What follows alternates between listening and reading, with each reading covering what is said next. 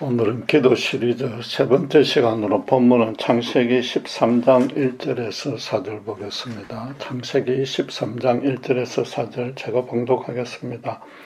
아브라함이 애굽에서 그와 그의 아내와 모든 소유와 롯과 함께 네겝으로 올라가니 아브라함에게 가축과 은과 금이 풍부하였더라. 그가 네겝에서부터 길을 떠나 베델에 이르러 베델과 아이 사이 곧 전에 장막 쳤던 곳에 이르니 그가 처음으로 제단을 쌓은 곳이라. 그가 거기서 여호와의 이름을 불렀더라.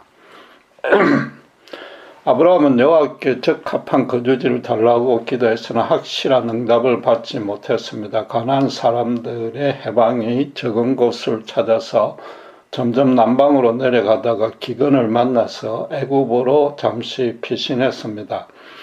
그러나 예쁜 아내 사례로 인해서 자신이 죽을까 염려되어서 누이라 속였고 그 계략은 먹혀 들어갔습니다. 사례가 비록 바로의 눈에 들어서 후궁으로 간통되었지만 아브라함은 죽임을 당하지 않았고 도리어 바로에게서 큰 보상으로 많은 가축과 노비를 받았습니다. 그러나 하나님의 계획은 아브라함과 사례의 후손으로 제사장 나라를 세우고 장차 약속의 씨앗을 통해서 구세주를 보내겠다는 것이었습니다. 바로가 사례와 부정한 관계를 맺게 놓아두실 리는 없습니다. 하나님은 그래서 곧바로 사례로 인해서 바로의 집안에 큰 재앙을 일으켰습니다. 구체적인 기록은 없지만 집에 재앙을 내렸으니까 멀쩡하던 가족들이 때 맞춰서 아무 이유 없이 적사했거나 중병에 걸렸을 것입니다. 다행히 바로가 뭔가 일이 잘못되어 가고 있다고 곧바로 깨닫고 아브라함을 불러서 그간의 사정을 알아보고는 없었던 일로 치고 원상복귀시켜 주었습니다. 바로 앞에 있는 12장 후반부에 진술된 내용들입니다. 그런데 고대 왕들은 한 번 내린 결정을 번복하는 법은 거의 없습니다. 만약 출애굽 때의 바로처럼 완악한 자였다면 분노에 차서 아브라함을 현장에서 죽였을 수 있습니다. 하나님이 마침 비교적 양심적인 바로를 예비해 놓았고 또 마지막 순간에 그 생각까지 주관하셨기 때문에 가능한 일입니다. 본문은 그가 처음으로 단을 쌓은 곳으로 돌아오고 4절에 보시면 그가 여호와의 이름을 다시 불렀다고 말합니다. 틀림없이 애굽에서 겪었던 엄청난 일로 인해서 기도의 내용도 이전과 많이 달라졌을 겁니다. 기도 내용이 달라진다는 것은 기도는 물론이고 하나님에 대한 인식에 큰 변화가 있었다는 뜻입니다. 구체적으로 어떻게 변화가 되었을지 한번 살펴볼 필요가 있습니다. 우선 그가 거짓말을 했던 잘못을 회개했을 것이란 사실은 누구나 쉽게 짐작할 수 있습니다. 그래서 우리도 이 기사를 보고는 거짓말 같은 잘못을 회개하고 다시는 그러지 말아야지라고 결단합니다. 그러나 과연 그렇게 회개하고 결단한 후에 온전히 실천할 수 있었는지 솔직히 한번 우리 따져보십시다. 흔히 거짓말이면 내 성을 갈아치우겠다고 장담합니다. 그러나 조금만 금전적인 피해를 입을 것 같거나 자존심에 금이 갈 것 같으면 자기도 의식하지 못하는 사이에 거짓말이 술술 나와버립니다. 또 그러는 자기가 보고 놀라지만 잠시만 조금 부끄럽게 여길 뿐 자기 유익을 챙겼으니까 금방 그 잘못은 잊어버리고 오히려 아주 지혜롭게 잘 처신했다고 간주해버립니다.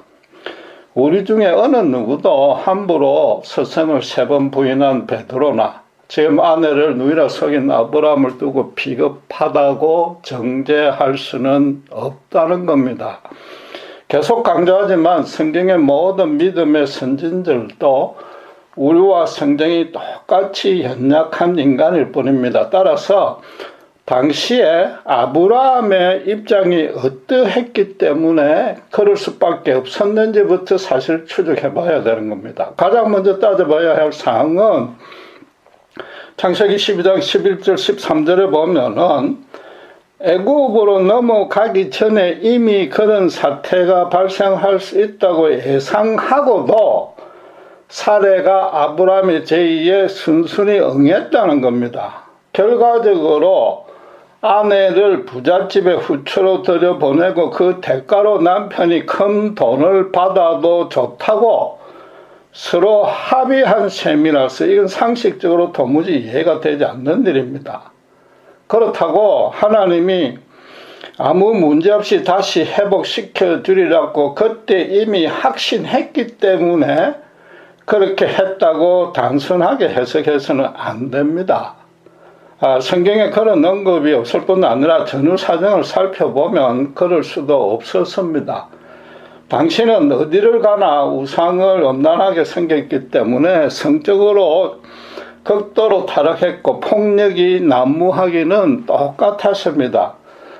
여러분, 애굽에서 그랬다면은 가나안에서는 왜 그런 일이 벌어지지 않았는지도 살펴봐야 되는 겁니다. 먼저 12장 5절에 보면 아브라함은 가나안에서 들어오기 전인 하란에서부터 많은 장정들을 거느렸습니다. 그런데 당시에 가나안은 약소한 여러 부족 국가들이 서로 힘을 겨루고 있던 때였습니다. 나중에 가나안 연합 전쟁에서 아브라함이 맹활약한 것을 보면은 그런 부족 국가와는 얼마든지 힘으로 맞설 수 있었을 겁니다. 그러니까 가나안 사람들로서는 그런 아브라함을 차별 대우는 했겠지만 함부로 건드릴 수는 없었던 겁니다. 아브라함도 그들에게 냉대받았다고 해서 똑같은 방식으로 대응했다가는 온 가나안 족속들을 원수로 돌리는 어리석은 모험일 뿐만 아니라 참 하나님을 믿고 따르는 자가 그럴 수는 없었던 겁니다. 본문에 이어서 5절에 성경은 아브라함의 일행 롯도 양과 소와 장막이 있으므로 라고 설명하는데 일행이란 말은 항상 함께 다녔던 사람들을 뜻합니다. 그러니까 롯도 애굽에 갔던 것이고 그렇다면 나머지 장정들도 따라갔을 겁니다. 그리고 애굽은 중앙 집권적 단일 국가인데다가 당시로서는 세계 최강국이었습니다. 아브라함 일행이 비록 상당한 규모이긴 하지만은 애국 군대와 대적할 정도는 결코 아닌 겁니다. 기근이 닥쳤기 때문에 그 많은 사람들이 네게브에 계속 머무르면 굶어 죽을 수밖에 없고 마찬가지로 기근으로 고생하는 가나안으로는 돌아갈 수도 없습니다. 아브라함은 조카 롯을 포함한 그 식솔들을 인솔해야 될 지도자이므로 애굽에 잠시 거류하는 것이 최선이라고 결정한 것입니다. 문제는 미모가 뛰어난 아내인데 아무리 사례가 예뻐도 이미 나이가 먹을 대로 먹었고 또 누이라고 말하면 자기를 죽이면서까지 빼앗지는 않을 것이라고 예측한 겁니다. 나중에 창세기 20장에 가보면은 그랄 왕 아비멜렉과도 동일한 일이 벌어졌는데 그때 아브라함은 실제로 12절에 사례는 자기 이복 누이라고 고백했습니다. 그리고 23장 13절에 하나님이 나를 내 아버지의 집을 떠나 두루 다니게 하실 때에 내가 아내에게 말하길 이후로 우리의 가는 곳마다 그대는 나를 그대의 오라비라 하라. 이것이 그대가 내게 베풀 은혜라 하였으므로 그런 실토까지 했습니다. 말하자면 가나안으로 들어오기 전부터 부부 사이에는 이미 그렇게 약속했던 겁니다. 아브라함이 너무나 비겁하게 보여도 어쨌든 아내와 약속한 대로 행한 겁니다. 당신은 남성 우위 사회로서 아내는 남편 말에 절대 복종해야만 했었고 또 여성의 성적인 순결에 대해서 그리 심각하게 생각하지 않을 때였습니다. 아브라함도 오늘날의 우리의 윤리의식과는 달리 양심의 가책을 비교적 적게 받았을 수 있습니다. 그러나 어쨌든 우상숭배 도성 갈대아에 음란하게 타락한 제약상이 싫어서 떠나온 아브라함입니다. 나아가서 아들을 얻으려고 후처를 얻으려 하지 않았고 사례와 금실이 아주 좋았습니다. 그런데도 아내를 희생시키더라도 자기는 살겠다고 모략한 것은 하나님 앞에서 큰 죄인 것은 틀림없습니다. 결국 사례의 미모가 워낙 뛰어나다 보니까 창세기 12장 15절에 바로의 대신들이 곧바로 바로 앞에서 칭찬했습니다. 고대 왕들은 할렘에 가능한 한 많은 후비를 두어서 솔로몬도 그랬지만 자기 미쉐를 자랑하는 간섭이 있었습니다. 바로가 굳이 사례와 바로 관계를 맺을 마음이 없어도 또 언제든 그럴 수 있기 때문에 비유를 하자면은 일종의 장식용 인형처럼 취득한 것입니다.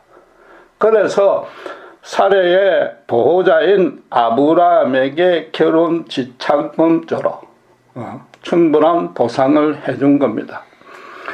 바로에게 받은 보상은 그러나 마누라를 팔아먹은 피 묻은 돈으로 자기 죄에 대한 엄청난 형벌을 아브라함이 스스로 자초한 셈입니다. 윤리적으로 엄밀히 따지면 유다는 스승이 메시아 하나님인 줄 확신했지 못했고 나름대로 어떤 의로운 이유가 있어서 스승을 팔아서 30냥을 받았습니다.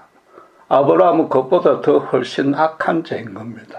물론 그 재물로 식솔들은 배불리 먹을 수는 있었겠지만 정작 아브라함의 속은 서리다 못해 미칠 지경에 이르렀을 것입니다. 아마도 그 일행들도 주인 눈치 보느라 전전긍긍했을 겁니다. 여러분, 그가 처음 네겝에서 애굽으로 넘어올 때는 어떤 기도를 했겠습니까? 우선적으로 또 집중적으로 애굽에서 모두가 임시로 일용 노동이라도 하거나 혹은 갖고 있는 소지품과 교환해서 양식을 구해 굶어 죽지 않게 연명하게 해줄 수 있게 해달라고 그 기도만 했을 겁니다. 아내는 나이도 많고 그동안 가나안에서 아무 문제가 없었으니까 크게 신경 쓰지 않았을 겁니다. 그래도 혹시 모르니까 가나안으로 돌아갈 때까지 무사하게 지켜달라는 기도는 했을 겁니다. 그런데 이들이 애굽에는 생전 처음 가는 길이라 전혀 예상치 못한 일이 벌어졌습니다. 곡물은 애굽의 가장 중요한 국가재산이므로 요셉에서 보듯이 바로가 직접 관리하는 줄은 몰랐던 겁니다. 아브라함 일행의 숫자가 많으니까 시장에서 그 곡식을 살 수 없고 바로의 대신들과 직접 상대해야만 했던 것 같습니다. 그러니까 12장 15절 다시 보면 대신들이 바로에게 아부하려고 사례의 미모를 전했고 바로도 자기 건세 가시용이로 아브라함의 누이라는 말만 믿고 할렘으로 데려간 겁니다. 모든 상황이 아브라함의 예측 범위를 넘어서 엉뚱하게 전개됐습니다. 세계 최강 애굽의 왕이 데려갔고 그 보상도 이미 듬뿍 받았으니까 아내는 이제 완전히 남의 여자가 됐습니다. 상거래처럼 취소 내지 파기할 수 있는 성격도 아니고 무력으로 대항하기는 더더욱 불가능합니다. 이런 최악의 사태만은 막아달라고 기도를 했으나 전혀 예상치 못하게 수습 불가능한 상황에 처해졌습니다. 아내 사례가 애굽 여인처럼 치장되어서 왕궁의 깊숙한 내전에 지금 갇혀 있습니다. 인간적 방안으로는 도무지 해결책이 없습니다. 조카는 물론 일행들을 살리려는 나름대로 선한 뜻으로 애굽에 넘어왔는데 돌아온 결과는 전혀 예상치 못한 엄청난 고난입니다. 아브라함으로서는 처음 얼마 동안은 머릿속이 하얗게 변해서 아무 생각도 떠오르지 않았을 겁니다. 그러다 하나님께 의심과 불평부터 쏟아놓았을 겁니다. 한참 후 정신을 차리고 나서 새로운 내용으로 바꿔서 기도했을 것입니다. 당분간 바로가 살해를 취하려 하지 말게 해주시고, 또 그래서 그곳에서 아내를 빼어낼 무슨 책을 써서 실행할 수 있도록 모든 상황을 인도해 주시고, 또 탈출시킬 때까지 아내의 정죄를 지켜달라고 기도했을 것입니다. 아니면 가능한 바로에게 잘 보여서 나중에 사실대로 실토해서 아내를 돌려받을 수 있게끔 인도해달라는 기도도 했을 것이며, 마지막으로 아내를 되찾게 되면 자기 일행이 애굽 땅을 무사히 벗어나게 해달라는 기도도 했을 것입니다. 지금 아브라함은 갈대아를 떠나온 이후로 지금까지 그 여정이 쉽게 풀리는 법이 한 번도 없었습니다. 가는 곳마다 단을 쌓고 여호와 이름을 불렀는데도 매번 상황은 더 악화되었습니다. 그런데 놀랍게도 이 마지막 기도는 그 적시로 하나님만의 완벽한 방법으로 이루어졌습니다. 아브라함으로서는 때마침 바로의 집안에 그런 큰 우환이 생기리라고는 꿈도 꾸지 못했습니다. 거기다가 바로가 그 재앙을 아브라함이 믿는 신의 간섭이라고 깨달았고, 또 그럼에도 전혀 반감을 갖지 않고 복수하려 들지 않았습니다. 나가서 아브라함의 잘못을 전혀 따지지 않고 거꾸로 하해를 먼저 제안하며 사례를 온전하게 되돌려 주었습니다. 보상금으로 준 것도 회수하지 않고 평안하게 애굽을 떠나도록 허락해 주었습니다. 추측컨대 하나님은 사례가 애굽 왕궁으로 데리고 가자마자 곧바로 바로의 집안의 재앙을 내렸을 겁니다. 또 그래서 아브라함이 망년자실에서 기도는 물론이고 현실적 대책을 궁리도 못하고 있는 사이에 하나님이 바로의 마음을 바꿔먹게 만들었을 수 있는 겁니다. 일반인도 자기 가족에게 큰 손해를 입힌 자로는 복수나 피해 보상 없이 용서해 주지 법은 없는데, 일국의 왕은 그 위신 때문에 더더욱 그럴 수 없습니다.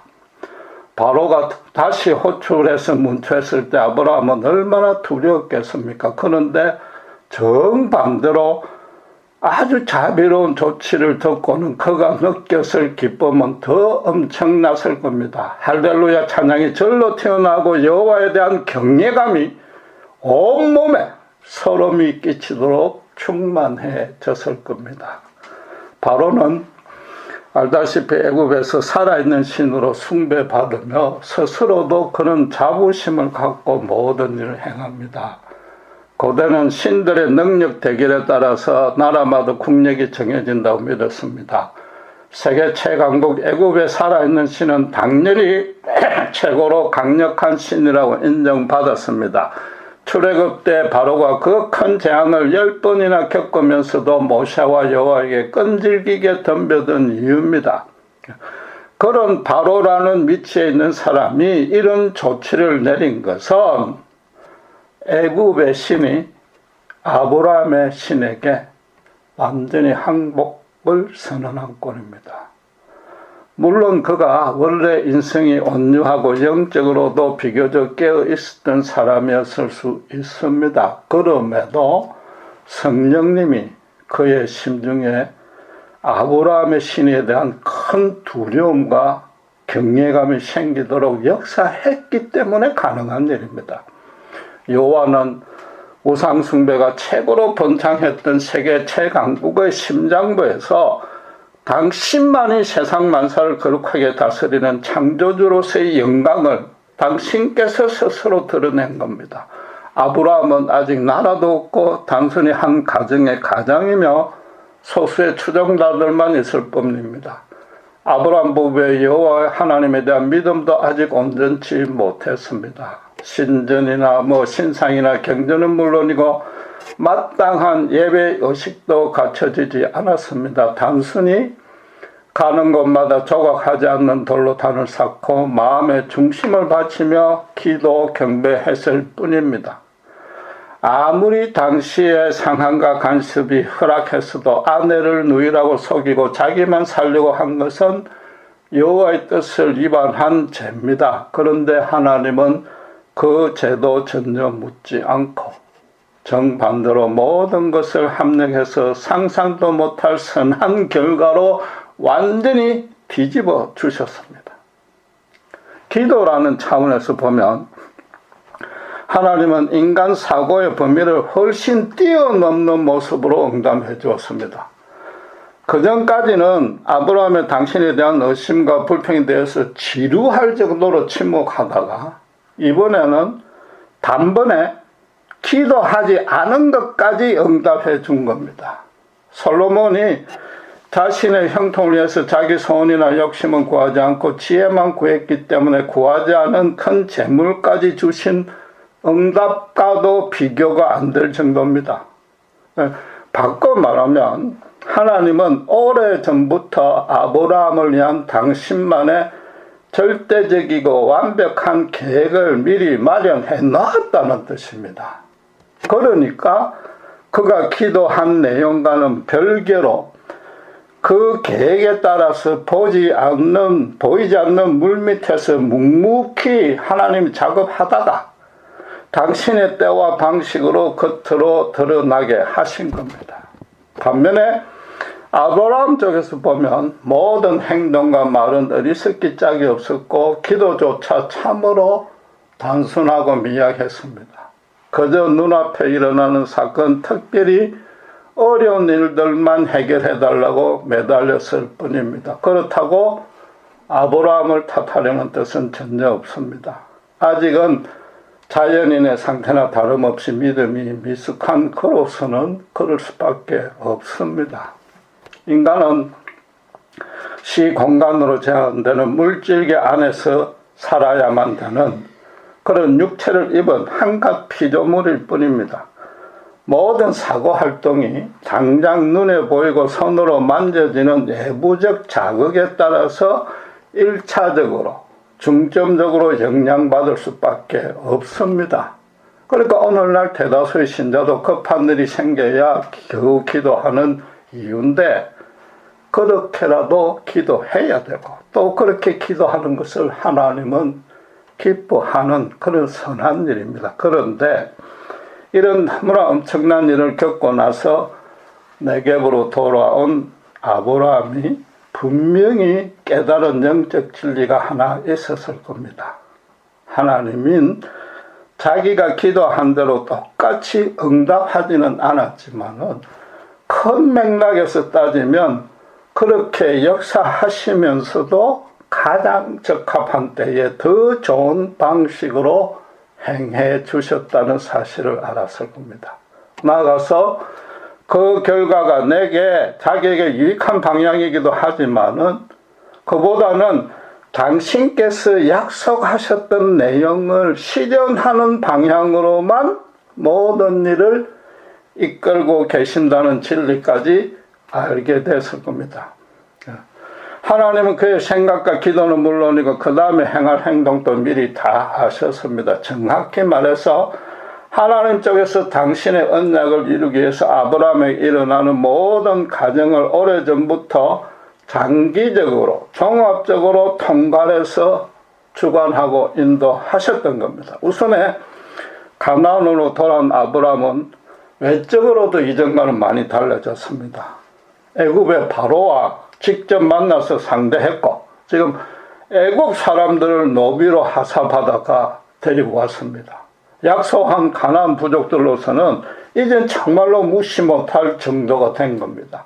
하나님은 그로 열방 앞에 복의 근원으로 서기에 충분한 예적 조건까지 갖추게 해주신 겁니다. 물론 그는 여전히 당장의 문제를 당장의 눈에 보이는 정황으로만 판단해서 자기 생각으로 대책을 세우고 또 그렇게 해결해달라고 하나님께 매달리는 연약한 존재일 수밖에 없습니다. 그럼에도 확실하게 한 가지 바뀐 것이 있는데 하나님의 역사에 대해서 구체적으로는 몰라도 이전보다는 훨씬 더 넓게 접근하고 이해하고 적용할 수 있게 됐을 겁니다. 그래서 기도도 내 뜻만 끝까지 고집하는 것이 아니라 하나님이 이끄시는 과정에 따라서 그분의 생각에 내 생각을 맞춰 나가는 실험이라는 점을 생전 처음 깨달았을 것입니다. 인간은 아무리 믿음이 좋아도 영적으로는 너무 어리석어서 매사에 그분의 뜻을 정확히 알지 못합니다. 또 물질계에 제한된 존재에다가 자기를 앞세우는 본성이 살아남아 있기 때문에 자기 소원대로 보이는 대로 매달려 기도할 수밖에 없습니다. 그러나 내가 원하는 계획, 특별히 그 시기와 방식을 알기는 하지만은 최소한 끝까지 그것을 고집하지 않고 주님의 처분에 맞춰서 언제든 바꿀 수 있다는 태세는 되어 있어야 되는 겁니다. 그리고 본문에서 반드시 주목해야 될 사항은 아브라함이 애굽에서 돌아와 다시 여호와 이름을 부른 곳이 이전에 그가 처음으로 단을 쌓았던 곳이라는 겁니다. 그곳은 12장 6절 7절에 있는 대로 세겜 땅 상수리 나무가 있는 모레로 우상신전이 있어서 아브라함 그곳이 싫어서 동쪽 산으로 옮겨 가버렸던 바로 그곳입니다. 여호와가 이 땅을 내 후손에게 주신다고 당시 상기시켜준 장소입니다. 쉽게 말해서 하나님의 아브라함에 대한 계획은 그가 싫어서 떠났던 바로 그곳에 그를 정착시키는 것이었습니다. 이제 그의 기도가 이전과 비교해서 어떻게 바뀌어질지는 더 확실해졌습니다. 거짓말했던 지난 잘못을 회개하고 애굽에서 받은 하나님 은혜에 대한 감사는 당연히 맨 처음 했겠지만은 또 새로운 내용의 기도가 덧붙여졌을 것입니다. 아무리 우상신전이 있어도 여호와가 주신 약속을 경시하고 좀 더 편안하게 살려고 스스로 거처를 옮긴 이전의 결정부터 크게 잘못되었다고 회개했을 것이란 겁니다.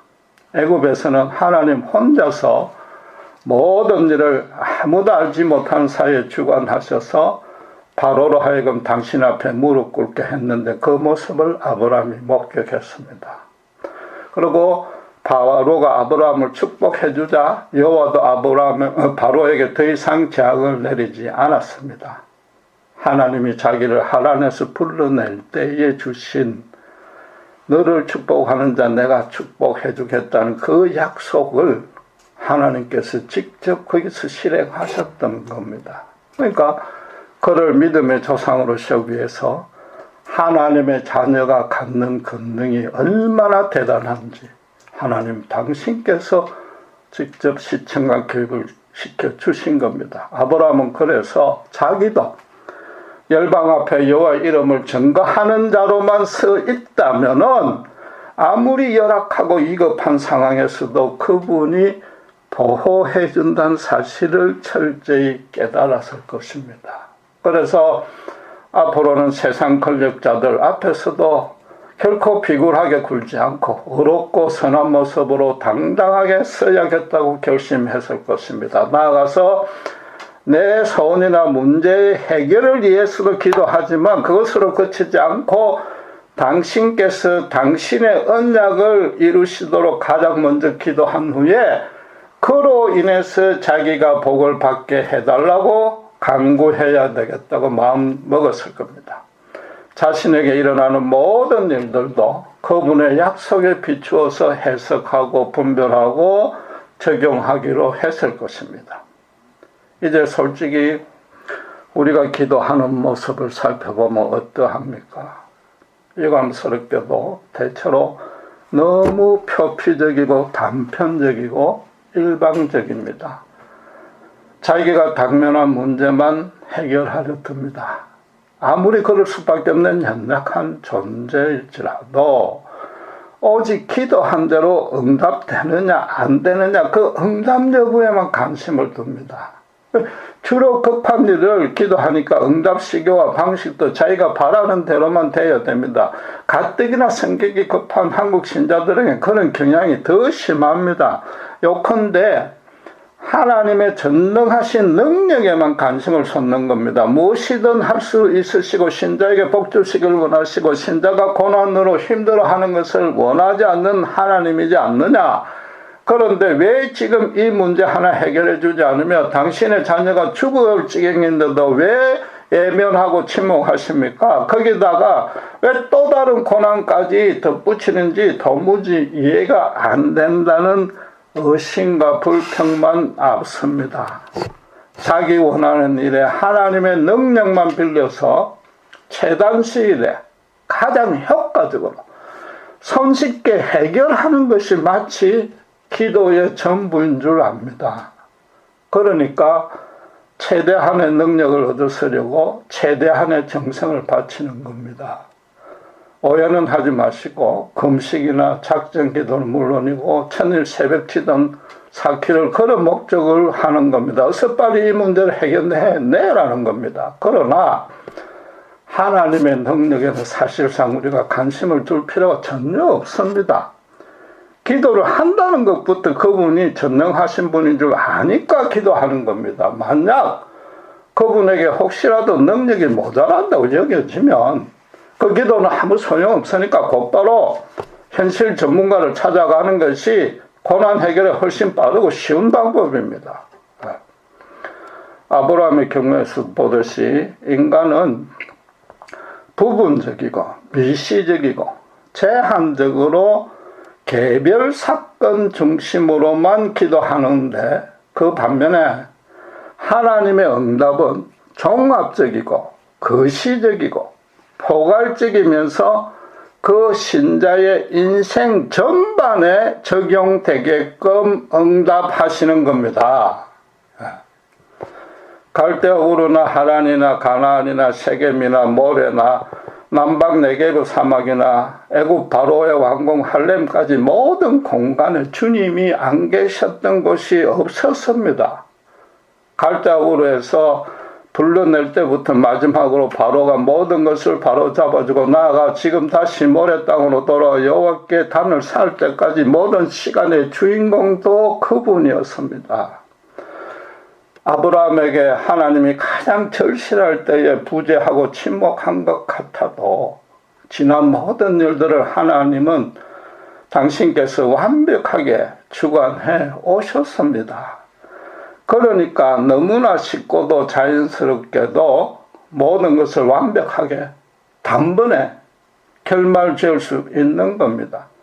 그동안 그를 고의로 실컷 고생시킨 것이 절대 아닌 겁니다. 당신의 이름을 높일 뿐만 아니라 아브라함이 나중에 믿음의 조상으로 서는데 가장 합당하게끔 당신의 능력을 적절하게 조절하고 절제하신 것뿐인 겁니다.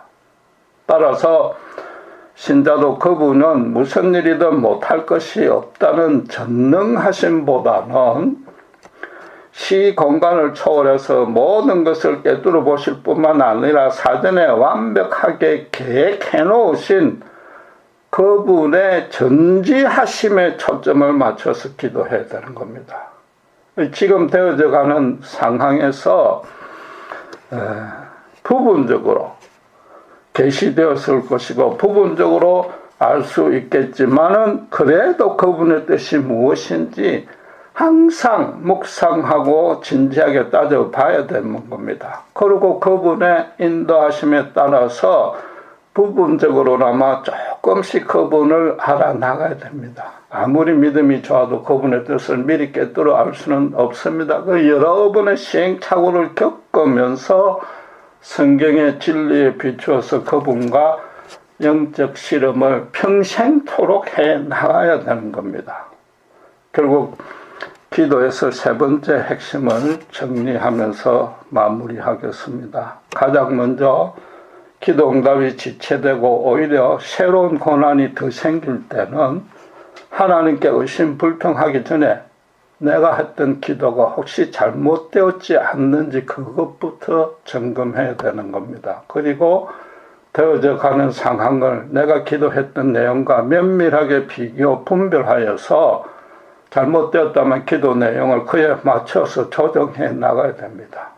나아가서 아브라함을 세겜 땅으로 다시 돌아오시게 했듯이 내 믿음의 근본 상태가 예수님을 처음 만났을 때의 그 자리에 서 있는지도 심각하게 항상 검토해야 한다는 겁니다. 기도하겠습니다.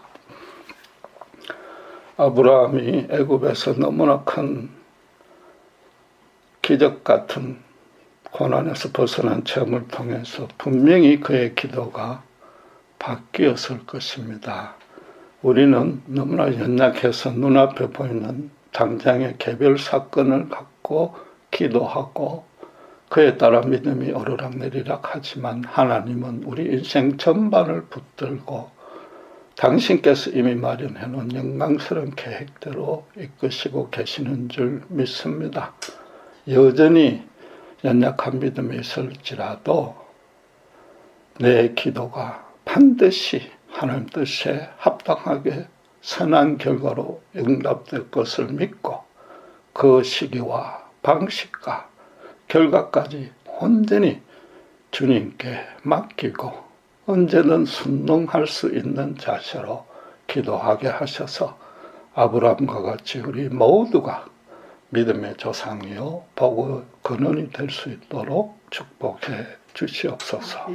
감사합니다. 우리 주 예수 그리스도 이름으로 기도드렸습니다.